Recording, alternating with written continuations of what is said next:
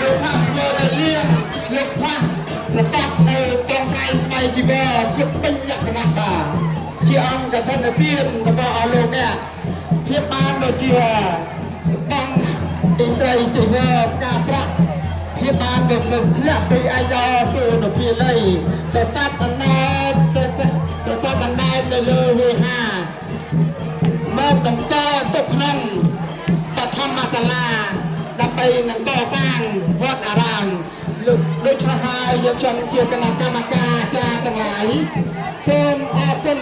រគុណជាអនាគតការរដ្ឋអ្វីភាពចំប្រមាណ